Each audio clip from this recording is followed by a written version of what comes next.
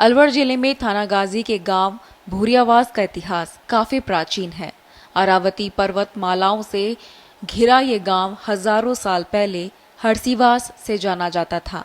एक क्रूर जागीरदार के जुल्मों का शिकार होने के कारण गांव उजड़ गया था। कहते हैं हरसीवास गांव में गुर्जरों के तंवर गोत्र के सैकड़ों मकान थे।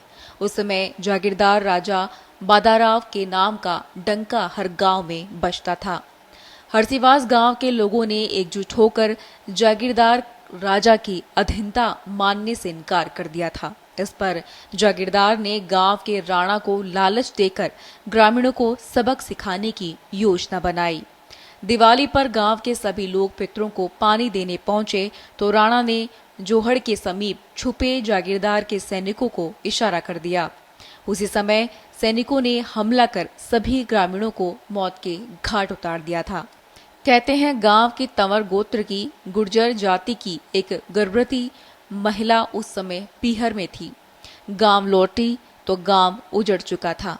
वह पहाड़ी पर एक साधु महात्मा की झोपड़ी में रहने लगी। वहां उसने 2 पुत्र भूरिया और भावता को जन्म दिया। जवान होने पर दोनों बेटों ने पड़ोस में ही भावता भूरियावास गांव बसाया। हमारे गांव का इतिहास हजारों वर्ष पुराना है। ग्राम भूरियावास का निर्माण 700-800 वर्ष पूर्व में दोबारा हुआ कि एक राणा ने इस ग्राम की पूरे ग्राम की हत्या कर दी गई थी। एक जोड़ पर जो पानी देते थे ग्रामवासियों को एक साथ दीपावली के दिन नरसंहार कर दिया गया था। उसके बाद में एक स्त्री पीहर गई हुई थी, उसके 2 बच्चे हुए, एक भूरिया और एक भोता। भूरिया का भूरियावास बसा और भोता का भावता। हरसीवास गांव के उजाड़ मकानों के अवशेष आज भी भूरियावास गांव के दक्षिण पूर्व की तरफ मौजूद हैं। जब गांव फिर से आबाद हुआ तो गांव की रक्षा के लिए गांव के चारों कोनों पर बाबा देवनारायण के मंदिर बनाए गए। ये मंदिर आज भी मौजूद है। भूरियावास गांव में दूसरी जातियां भी आकर बस गई थी, लेकिन रोजगार के तलाश में बीते दशकों में अधिकतर परिवार गांव छोड़कर शहरों में जा बसे। पहले ये गांव झीरी ग्राम पंचायत में लगता था, लेकिन वर्ष 2014 में भूरियावास को ही ग्राम पंचायत का दर्जा दे दिया गया। अप्रैल 2000 में तरुण भारत संघ द्वारा निर्मित जोहड़ के उद्घाटन पर आए पूर्व राष्ट्रपति KR नारायण ने भावता भूरियावास को टाउन टू अर्थ पुरस्कार भी प्रदान किया था। ये जो भूरियावास और कोलाला गांव में जो ये भैरू जी का स्थान है, देव महाराज का, ये काफ़ी वर्षों पुराना है। जो इसमें 2001 में इस भूरियावास कोलाला भावता गांव को डाउन टू अर्थ जो जैसी जान पुरस्कार भी मिला था और यहाँ पे चार्ल्स प्रिंस भी दौरा किया था। और इस गांव में पानी की और परिवहन दोनों की समस्या है और काफ़ी आबादी इस गांव में और काफ़ी सालों पुराना है ये मंदिर। और क्या नाम से इसमें पहले इस गांव में 3-4 साल पहले पानी की थोड़ी ठीक थी, पर अब में पानी का जो स्तर है वो काफ़ी नीचे गया। तो इस पानी की थोड़ी बहुत काफ़ी समस्या है, काफ़ी ज़्यादा ही समस्या है और परिवहन की भी समस्या है। करीब 3,500 की आबादी वाले गांव में महज 10 जने ही सरकारी नौकरी में हैं।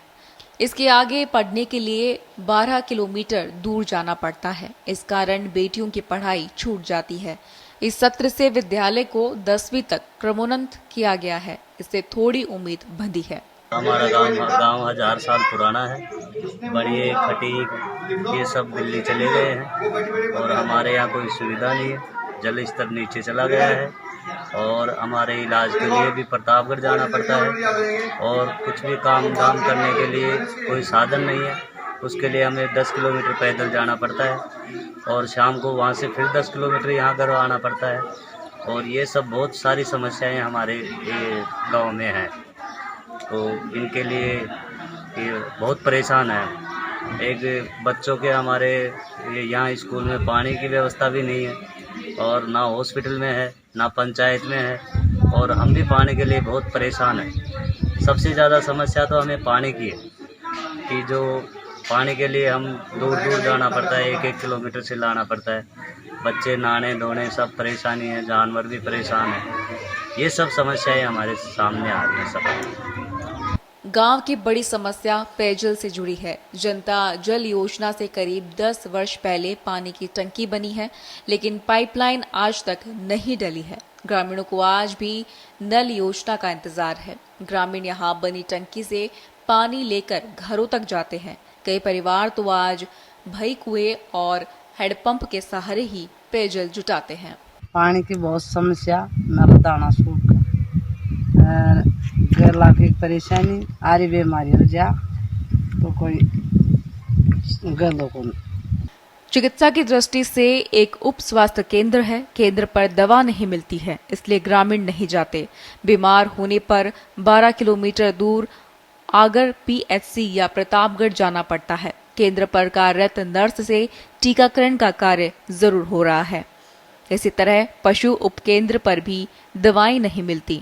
इस कारण पशुपालकों को परेशानी झेलनी पड़ती है, जबकि गांव के 90% लोगों का मुख्य रोजगार कृषि और पशुपालन ही है। कोई सुविधा नहीं है, पशु की, आदमी की, कोई गोली दवाई का कोई सुविधा नहीं है, साधन बिल्कुल भी नहीं। कोई हैंडपंप नहीं, कोई पानी पाट की कोई सुविधा नहीं है, बिल्कुल भी कोई साधन नहीं। गांव में आवागमन के साधनों की सुविधा नहीं है। प्रतापगढ़ से वाया भूरियावास होते हुए आगर को जोड़ने वाला मार्ग है, लेकिन परिवहन का साधन नहीं होने से ग्रामीणों को आगर और प्रतापगढ़ से गांव तक पैदल ही आना पड़ता है। सड़क को बने भी करीब 15 वर्ष हो गए हैं। अब तो हालात ये हैं कि सड़क भी जगह जगह से क्षतिग्रस्त हो गई है। हमारा गांव करीब 800-700 साल पुराना है। हमारे गांव में कई समस्याएं आज भी वर्तमान में भी चालू हैं। हमारे गांव में जल स्रोत पानी की कमी है, टंकियां नहीं है, हैंडपंप हैं, बूढ़े मेज हो गए, जल स्रोत नीचे चला गया और सबसे ज़्यादा कमी आने जाने की यातायात परिवहन सुविधा नहीं है। स्कूल 5वीं तक था, 10वीं तक हुआ है। आगे बच्चों को बाहर जाके पढ़ना पड़ता है। हमारे गांव में बनिए ब्राह्मण जैसी जातियाँ पहले रहती थी, वो आज से 20 साल 15 साल पहले से दिल्ली कहीं बाहर अपना अड्डा जमा लिए। वो लोग तो अपने यहाँ सुखी हैं। जो यहाँ गांव में देहात में रह रहे हैं, उन लोगों को आज भी आज़ादी के बाद भी कोई सुविधा नहीं। गांव में पोस्ट ऑफिस और बैंक की सुविधा नहीं है। गांव के बड़े बुजुर्गों को पेंशन, बच्चों को छात्रवृत्ति के साथ ही आमजन को करीब 10 किलोमीटर दूर आगर या प्रतापगढ़ पैदल ही जाना पड़ता है। भूरियावास गांव में रोजगार का कोई साधन नहीं होने से लोग शहरों में मजदूरी के लिए जाने लगे हैं। जल स्तर नीचे जाने से खेती बाड़ी और पशुपालक पर भी असर पड़ रहा है। थाना गाजी से BS पारी की रिपोर्ट, पत्रिका टीवी, राजस्थान।